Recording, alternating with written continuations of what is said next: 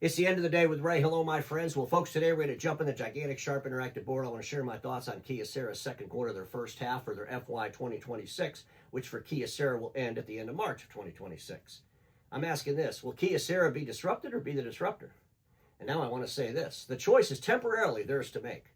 Those that watch the show know I'm a big advocate for Kyocera to take that damn inkjet technology they put in that 15,000C and bring it to all of their MFPs and disrupt business printing.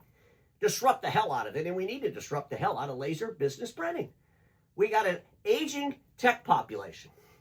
I've talked about this so many times, folks. Let it sink into you. We're not going to have any techs, okay? We can't hire new ones. It's a struggle. We got to do something. We got to combat the retirement apocalypse, which is coming. We got to bring products into the business world that take so many less parts, that have so much less service, and that's Inkjet. We all know it. Kyocera, you temporarily have an opportunity to be that disruptor. But there's another player out there that thinks they're a disruptor. There's another player out there that's been attempting to go into the business print space and wipe out laser with Inkjet. The problem with that company, it's a company called Epson, is that they just want to play to participate. I don't think they want to play to win because they've been doing it for a long time.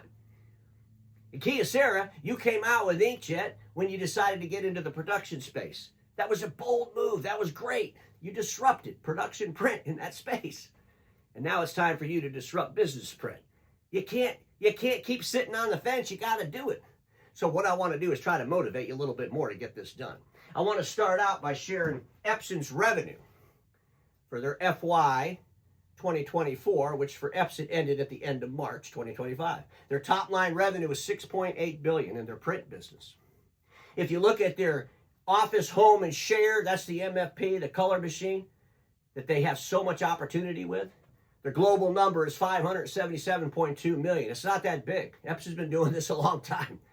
I mean, folks, they should be crushing it. That number should be in the billions. It's not, which leads me to believe that Epson just wants to play to participate. They don't really want to play to win. If you look at Epson's commercial and industrial inkjet products, the wide format stuff, 1.5 billion global number for their FY 2024. So you can see Kyocera, Epson is selling a whole lot of print. They're in the marketplace. The problem is, I always saw Epson as a B2C company. Do they really understand that dealer network? Do they really understand how to drive business printing? I don't think they do, or that number would be a lot bigger. In other words, you got some opportunity, but I also don't believe Epson is going to play to participate the whole game. Sooner or later, they're going to say, okay, we got to start scoring now. And Kyocera, you're gambling, waiting on the time for Epson to convince themselves to start scoring. When you look at Kyocera's FY 2025, which ended for Kyocera at the end of March of 2025, same time on the calendar as Epson, the print business for Kyocera was $3.3 billion total, global number. They had an operating profit of $335.8 million, or 10.2%. But Kyocera, the question is, without a game-changing strategy, what are you going to do to really increase that number? Seriously, what are you going to do?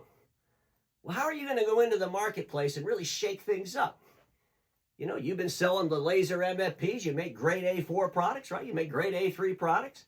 But at the end of the day, you've been doing it for a long time. The numbers at that $3.3 billion in your print business. When are you going to really shake it up?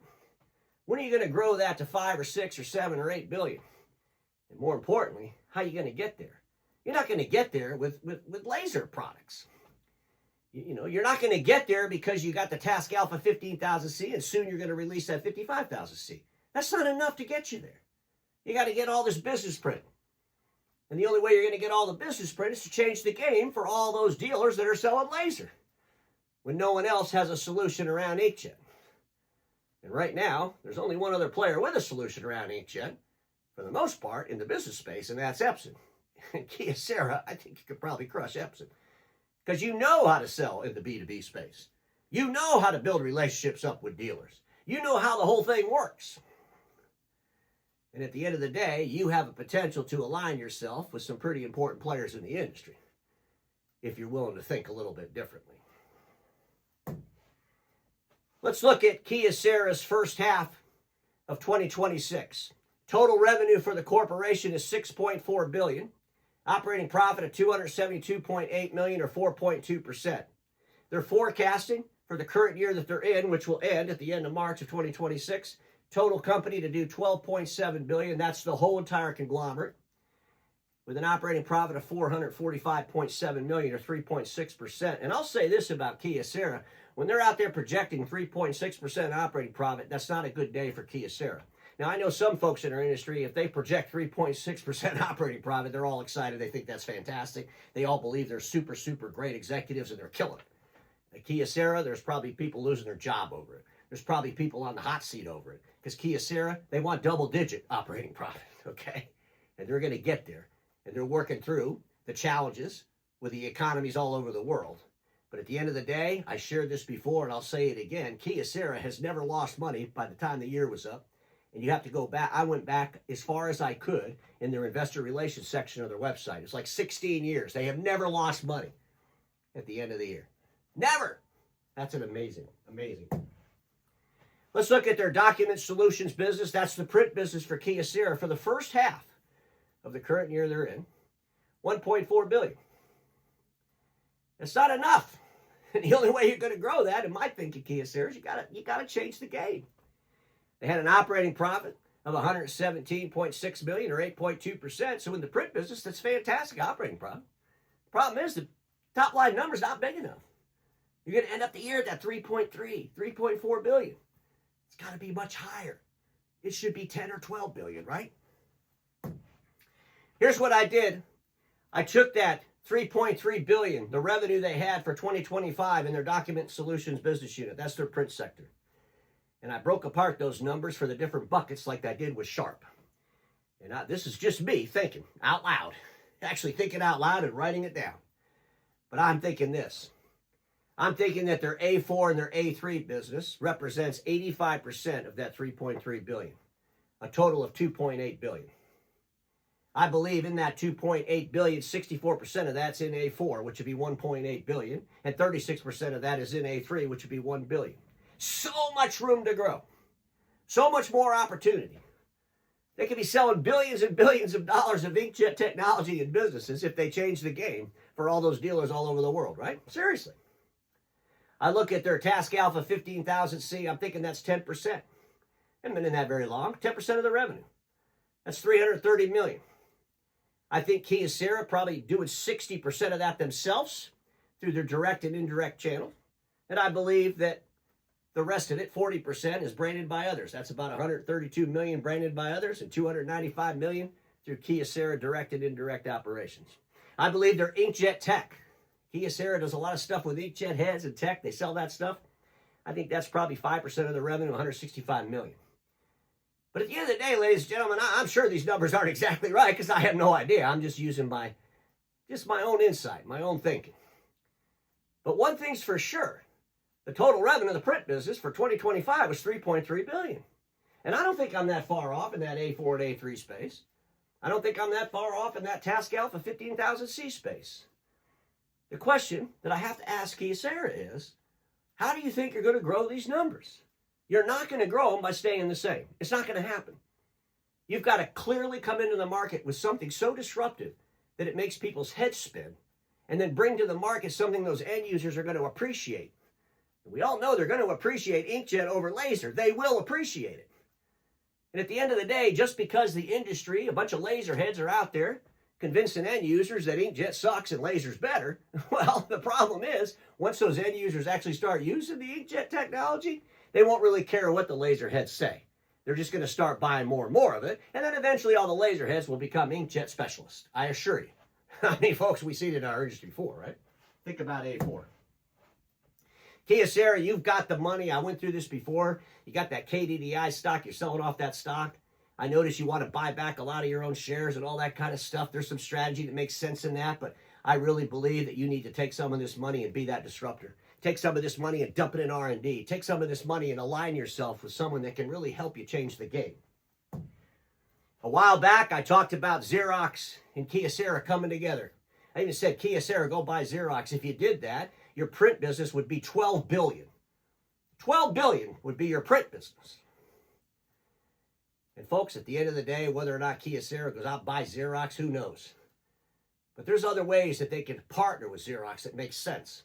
Xerox is the largest dealer in the damn world. They sell and support more print equipment at the end user level than anybody through their direct and indirect business.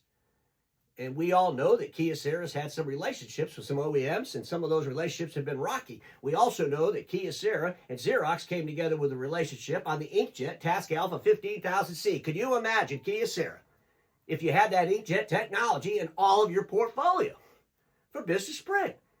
I guarantee you Xerox would be partnered with you on that, right? Wouldn't he? Here's what I'm thinking. Maybe it's about a manufacturing consolidation between Kyocera and Xerox, you know, and maybe Xerox is an end user distribution consolidation.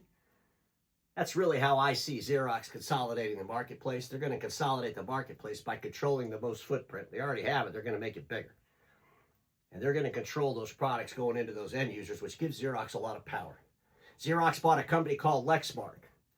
Kyocera, Lexmark, 30% of that revenue, and I believe the revenue for the trailing 12 months was $2.2 billion, is branded, is rebranded products that now Xerox is selling the other OEMs. That tune's about $660 million.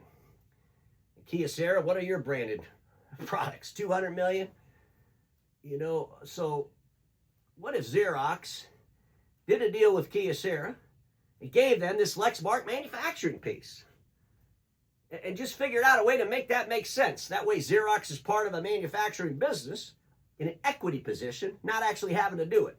And they can make money off all the stuff that's made. And at the same time, Kyocera and Xerox come together from the distribution to the end user level. And Kyocera, I'm telling you right now, there would be nothing wrong with you having your products being delivered through the largest dealer footprint in the world. Ladies and gentlemen, whatever happens with these OEMs, whatever happens with these major players in our industry, something's going to happen. And they can procrastinate. They can hang around in the path of least resistance all that they want. But I will tell you this, and I've been saying this for a long time now. My friends at Xerox have been bold. It was my friends at Xerox that bought Lexmark. It wasn't Kyocera. It wasn't Sharp. It wasn't Toshiba. It wasn't Ricoh. It wasn't Canon. It was Xerox. And the reason they bought Lexmark is because the whole damn world in business print is moving more and more A4. They wanted to be able to control that. It was a great move. They took advantage of a bad situation that Lexmark was in. They seized the moment. Kyocera, it would be really good if you and Xerox seized the moment now. And the moment now is to deliver Inkjet to business printing. Kyocera, you can make great products. And Xerox, you can deliver them to the end user. Why don't you all come together? I'll wrap it up with this. Boldness is the ability to explore places the complacent can't imagine exist. Ladies and gentlemen, we don't know what's going to happen in our industry, but without boldness, without people getting together and doing things to shake things up, without us replacing laser print with Inkjet, we're just living in a whole bunch of status quo, and that status quo is not helping our industry. Not at all. And it damn sure isn't helping our end users get a better experience. And everybody watching me knows this. Status quo is the killer of all that'll be invented. Don't get stuck there, and I'll see you all tomorrow.